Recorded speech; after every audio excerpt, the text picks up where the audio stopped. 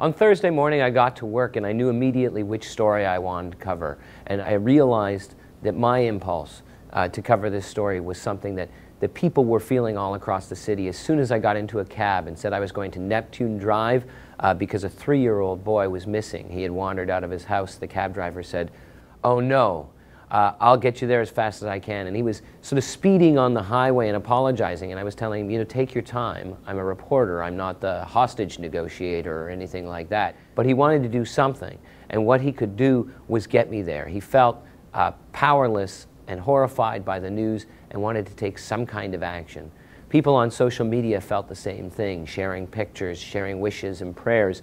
When we arrived at the scene, Olivia Carvile, a star reporter, and I talked to people from across the city, from Scarborough and Ajax, who had been on their way to work, heard the news on the radio, and immediately turned their cars around to go to Neptune Drive to join the search.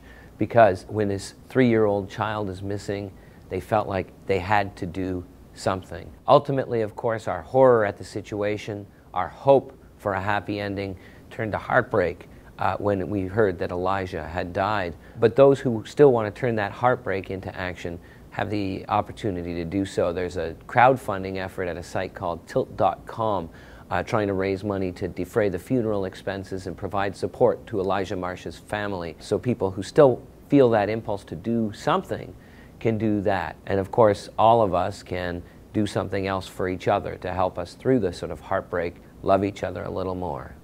For thestar.com, I'm Edward Keenan.